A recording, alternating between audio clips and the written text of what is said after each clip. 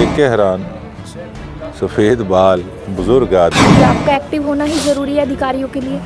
और किस प्रकार की उनमें मैं अकड़ ज़्यादा एक्टिव मोड च होने, फिर लोग कहेंगे नहीं ये तहश में आ जाते हैं। गोकुल जी, एक सवाल और कि आप जब एक्शन मोड में होते हैं तब सभी अधिकारी एक्टिव हो जाते हैं। ऐसे लोगों को अगर आप मंत्री बना के रखोगे तो आने वाले समय में ये लोग आपकी पार्टी का नाम डुबोने में कोई कसर नहीं छोड़ेंगे। नमस्कार, स्वागत है आप सभी का न्यूज़ टुडे पर। लगातार हम शहरी मुद्दे उठाते हैं, उसी के साथ हर एक चेहरे से रिव्यू करवाते हैं। आज हम आपको मुलाकात करवाएंगे सिरसा विधायक गोकुल सेतिया से। इस वक्त गोकुल जी हमारे साथ हैं, उनसे बात करेंगे शहर के कुछ मुद्दों को लेकर। सबसे पहले सर बहुत बहुत स्वागत है। Thank you so much ma'am. Sir, शहर की बात करें, 1.5 साल का समय रहा, 1.5 साल में कितना कुछ विकास अब तक आपने करवा दिया? देखिए, मेरी तरफ से जो भी धरातल पे कोई दिक्कत आती है, मेरे साथ साथ मेरी टीम भी पूरी एक्टिव रहती है। हम पूरे विधानसभा के अंदर प्रयास करते हैं, लेकिन मैं ये समझता हूँ, मैं उन लोगों में से नहीं हूँ कि ग्राउंड रियलिटी से हट के बात करूँ एक हवा बनाने के लिए। ना कभी इस प्रकार की पॉलिटिक्स मैंने की। तो देखिए, मैं तो ये बात कहूँगा कि परफॉर्मेंस गवर्नमेंट की जो है सिरसा के अंदर तो खासकर ज़ीरो है। आप एक चीज़ देखिए कि हमारे पास सबसे बड़ा अपना हथियार ये है कि हम विधानसभा के अंदर अपने मुद्दों को उठाने का काम करें और उनको मजबूती से उस पर हम पैरवाई करें। हमने यहाँ पे बम्बूर माइनर, दिंगतानिया माइनर की मांग कितनी बार उठाई, ऑटो मार्केट की मांग हमने कितनी बार उठाई, हाउसिंग बोर्ड फ्लैटों के जो हालात हैं वो मांग हमने कितनी बार उठाई, थेड़ का मुद्दा हमने उठाया। तो इस प्रकार से काफ़ी मुद्दे, नशे का मुद्दा हमने उठाया। लेकिन मैं ये समझता हूँ कि ज़्यादातर मुद्दों पे अब तक विधानसभा में बोलने के बाद भी कोई किसी प्रकार की गौर नहीं है। इससे पता लगता है कि गवर्नमेंट कितनी सीरियस है हमारे सिरसा को लेके, हमारे कामों को लेके, हमारे लोगों को लेके। तो मैं ये बात कहना चाहूँगा, देखिए, लोगों को इस चीज़ का भली भांति पता है कि विधायक अपोजिशन में रह के भी अपने प्रयास कर रहा है, सिस्टम जो फेल हो चुका है उससे टकराता है, और कभी कभी मेरे पे, मेरी एक छवि पे भी इस चीज़ का ठेस पहुंचती है कि ये थोड़ा सा एग्रेसिव है। लेकिन देखो, लोगों की दिक्कत परेशानियां हमारी खुद की दिक्कत परेशानियां लोग हमें बनाने वाले हैं। उसके बाद हम अफसरों और सिस्टम से टकराने के अलावा विधानसभा में उठाते हैं, लेकिन कोई गौर नहीं है किसी प्रकार की। तो मैं ये समझता हूँ कि सरकार को सीरियस होना चाहिए, ना कि केवल कभी स्कीम का नाम बदल दिया, कभी शहर का नाम बदल दिया। दुनिया कहाँ की कहाँ पहुँच गई है और आज हम इन्हीं चीज़ों पे बैठे हैं। ज़्यादा से ज़्यादा क्या करते हैं, अफसरों के रेगुलर ट्रांसफ़र। अब कल ही हमारे पब्लिक हेल्थ डिपार्टमेंट के एससी का ट्रांसफ़र हुआ, कितना उनका कार्यकाल रहा। जब तक उनको सिस्टम समझ आएगा यहाँ का, इतने में उठा के ट्रांसफ़र कर देते हैं। तो ट्रांसफ़र इज़ नॉट देखो कोई इसका वे आउट है। इनकी ग्राउंड रियलिटी, इनकी परफॉर्मेंस जो है वो चेक होनी चाहिए कि ये देखो इतने वेजेस ये लाखों में ले रहे हैं ऑफिसर्स, लेकिन इन पे कोई चेकिंग नहीं है किसी प्रकार की, कोई इनका परफॉर्मेंस नहीं देखते, उठा के ट्रांसफ़र कर देते हैं। तो कहीं ना कहीं अगर अब सरकार के लोग कहते हैं कि हमने इतने करोड़ रुपया लगाया, लेकिन वो जा कहाँ रहा है, आप कम से कम ग्राउंड पे आके तो देखें। तो it means you are not at all serious. तो कहीं ना कहीं सीरियसनेस दिखानी पड़ेगी और मुद्दों से भटकाने की जगह इनके मंत्रियों को भी देखो देखना होगा कि हमारे आने वाली पीढ़ी बाहर जा रही है, विदेश जा रही है। किस कारण से जा रही है? क्योंकि यहाँ पे आके कुछ दिख ही नहीं रहा।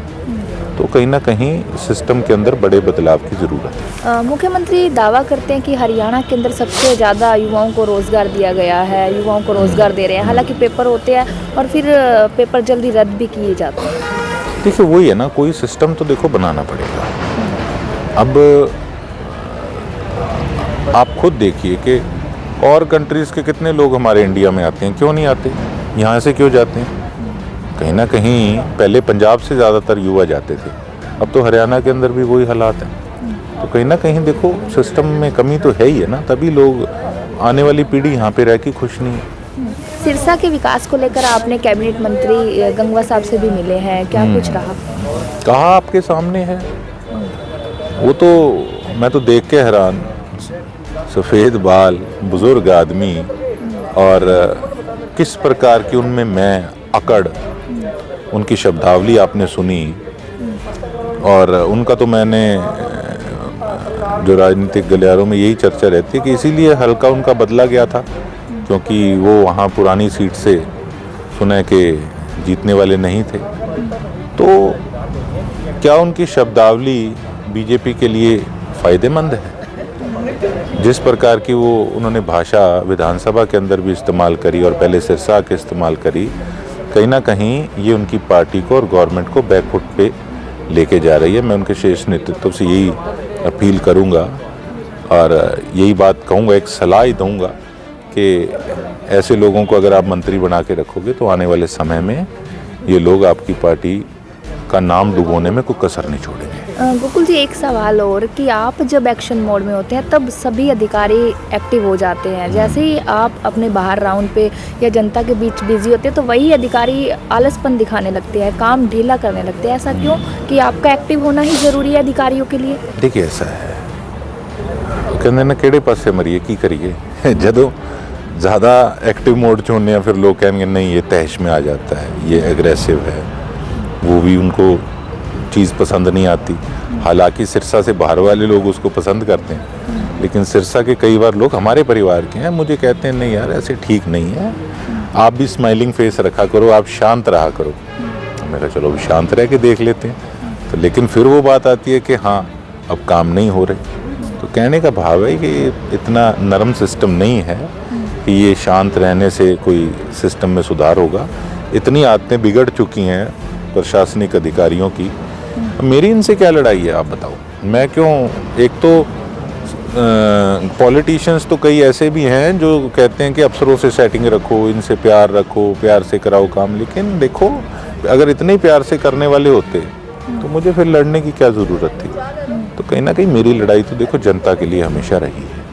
आखिरी सवाल गोकुल जी, जब भी कांग्रेस का कुछ बड़ा कार्यक्रम होता है तब सभी कांग्रेस की लोकल लोग हैं नज़र आते हैं, लेकिन कुछ बड़ा कार्यक्रम हो तब नहीं नज़र आते। ऐसा क्यों? हालांकि पिछले दिनों जब एमपी शैलजा ने प्रेस कॉन्फ्रेंस रखी सब नज़र आए, लेकिन उसी के अगले दिन एक कार्यक्रम था तब कोई नज़र नहीं आया। नहीं, ऐसा कुछ नहीं है। देखो सबके अपने प्रोग्राम होते हैं, अपने काम होते हैं, हर प्रकार से हर व्यक्ति अपने शेड्यूल में कहीं ना कहीं व्यस्त होता है, ऐसा कुछ नहीं है। और देखो उपेक्षाएं उम्मीदें तो हर व्यक्ति की रहती हैं आगे बढ़ने की, कामयाब होने की। सब अपने अपने वे से काम करते हैं, कोई भी पार्टी हो, तो ऐसा कुछ नहीं है। ठीक है, अगर कोई कमियां पुराने दिनों में रही हैं तो उससे हमें सीखने को भी बहुत कुछ मिला है, जिस करके हमारी पार्टी का नुकसान हुआ है। तो मैं उम्मीद करता हूं कि आने वाले समय के अंदर वो गिले शिकवे वो दूर होंगे और सभी एकजुट होकर हम आगे बढ़ेंगे। 1.5 साल का समय बीत गया, नया साल भी शुरू हो गया है, तो आगे क्या कुछ विज़न रहेगा गोकुल सेतिया का सिरसा के विकास को लेकर? विजन तो जी देखो, जो पहले मुद्दे हैं अभी तक तो उसी पे कोई किसी प्रकार की प्रोग्रेस नहीं है, तो उनको और बढ़िया तरीके से मजबूती से विधानसभा के अंदर उठाने का काम करेंगे। और जो डेली रूटीन के वर्क हैं उन पे हम और बढ़िया तरीके से और एक्टिव होके लोगों की समस्याओं को, उनका समाधान निकलवाने का पूरा अपनी तरफ से प्रयास करेंगे। बहुत बहुत शुक्रिया। तो ये थे सिरसा विधायक गोकुल सेतिया, जिनसे हमने तमाम मुद्दों को लेकर बातचीत की है और इनका कहना है कि सिरसा के अंदर आगे भी यही विज़न रहेगा कि सिरसा का विकास तेजी से हो सके।